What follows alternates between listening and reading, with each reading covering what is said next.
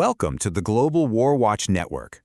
We're looking at one of the most dangerous flashpoints on the planet today, the East China Sea. Why? Because a Chinese warship locked its weapons radar onto a Japanese vessel, and now the world is holding its breath, hoping something bigger doesn't erupt. So you have to ask the question, right? Just how close are we to a major conflict in Asia? It's something military planners and diplomats are wrestling with every single day. Because while we're often looking elsewhere, this constant dance of naval patrols, air incursions, and heated rhetoric is setting the stage for a massive confrontation. And it all boils down to one incredibly provocative act. And there it is. This is what happened. A Chinese frigate lit up a Japanese destroyer with its fire control radar. Now, this wasn't some routine maneuver or a warning shot. No, this was something far, far more dangerous. It's the very last electronic step you take right before you launch a missile. So, what is a radar lock? And why is it such a huge deal in military terms? To really get why this one incident sent shockwaves across the entire region, we've got to break it down. And believe me, this is absolutely not a routine procedure. The implication here is what's so chilling. Think of it like this: pointing a loaded gun at somebody. That's a threat, for sure. But a radar lock, that's like taking aim, steadying your hand, and putting your finger on the trigger. It is the final technical step before firing, an action that is universally understood as hostile intent. It just dramatically increases the risk of a deadly, irreversible miscalculation. So what on earth could provoke such a tense standoff? What could push a naval crew to the absolute brink of opening fire?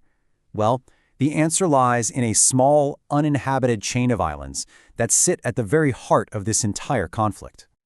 Okay, take a look at this map because it really lays out the geography of the problem. Right there, you can see the islands, known as the Senkakus in Japan and the Diaoyu in China. And look at where they are, just perfectly placed between mainland China, Taiwan, and Japan's Okinawa Island. Yeah, they might just look like a bunch of rocks in the ocean, but their location gives them immense strategic value. And here's the crux of the issue. Both sides have these deeply, deeply entrenched historical claims. Beijing points to records going all the way back to the Ming Dynasty as proof of its ownership. On the other hand, Tokyo says it annexed the islands back in 1895 when they were uninhabited, and argues that China, frankly, didn't care about them at all until a UN study in 1968 hinted there might be huge oil and gas reserves under the seabed. And those resources, they are absolutely key. This isn't just about national pride or a few rocks. It's about controlling a massive, exclusive economic zone, or EEZ. This zone gives a country special rights to all the resources within it. We're talking everything from fishing grounds to oil and gas. And because the East China Sea is so narrow in places, their EEZ claims actually overlap, which makes control of these islands a total zero-sum game. But this whole dispute isn't just about history or resources. It's really about the future. You see, China's actions here are part of a much bigger, much longer-term strategy to completely reshape the power dynamics of the entire East Asian region. Beijing's motives here are pretty clear, and you can boil them down to three main goals. First, boost national security. Second, control those vital resources. And third, re-establish China as the top dog, the dominant power in the region. Professor Peter Dutton of the U.S. Naval War College sums it up perfectly. Taking control of these islands helps them achieve all three objectives. And Beijing has shown us just how serious it is by labeling these maritime claims a core interest. Now, that term is critical. You really have to pay attention to that language. For decades, that phrase was only used for issues like Taiwan and Tibet, places China has signaled it would be willing to go to war over. So applying it to these islands, that is a deliberate, massive hardening of its position. It's basically drawing a red line in the sand. Domestic pressure also plays a huge part in this. As Professor Jessica Chen Weiss explains, the Chinese government has nurtured this powerful nationalist feeling, a lot of it rooted in what's called the century of humiliation. That's a period in their history of foreign intervention. And this creates a kind of feedback loop where the leadership feels like it literally can't back down on these issues without risking a huge backlash at home. Okay, so how is China actually trying to assert this control? Well, it's not waiting around for a big military showdown. Instead, it's using a whole range of tactics, what some people call gray zone operations, to establish de facto control over these waters right now, today.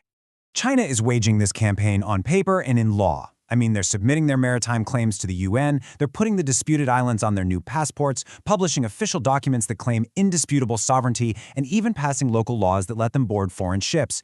Every single one of these actions is designed to build a legal and administrative case for their control. And this slide right here, wow, it powerfully shows you how those paper claims are being enforced on the actual water. This map shows the routes of Chinese government ships. You can see it's not just a few patrols here and there. It is a near-constant, swirling presence. The whole point is to create a new normal, a new status quo, and to challenge Japan's control over the islands every single day. 306. I just want you to think about that number for a second. That was the record number of times Japan had to scramble its fighter jets in response to Chinese aircraft in just 1 year. For the first time ever, this was more than the number of scrambles against Russia. That's a pretty stark indicator of just how intense things have become up in the air. So when you put all of this together, the legal pressure, the constant patrols, these incredibly close encounters in the air and at sea, it brings us right back to that central question. How close are we to an accident that could just spiral completely out of control? And what's really terrifying is that the danger is magnified by the way China's own system works. Analysts point to this fragmented bureaucracy where different agencies are all competing with each other. There's weak coordination between the military and the foreign ministry, and crucially, there are almost no reliable crisis hotlines between Beijing and Tokyo. And on top of all that, local commanders on the front lines might have the power to make emergency decisions that could spark a conflict that nobody at the top ever actually wanted. The system itself is a huge risk. And here it is. This is the kicker.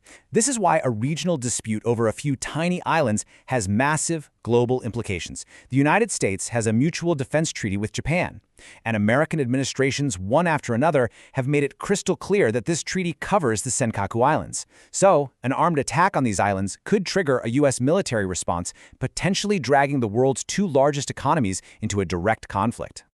And that's all the time we have for this explainer.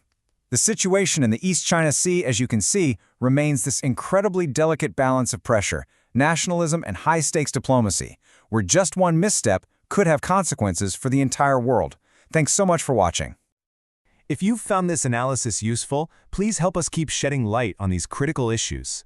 Go ahead and like this explainer, share it with your networks, and of course, subscribe to the Global WarWatch Network so you can stay informed with us. And finally, we really want to hear from you. We've laid out the risks, but what do you think the solutions are? What are the biggest dangers for escalation, and what are the possible paths to calm things down? Share your thoughts in the comments section below, and join the conversation on our social media channels. All the links are right there in the description. We'll see you next time.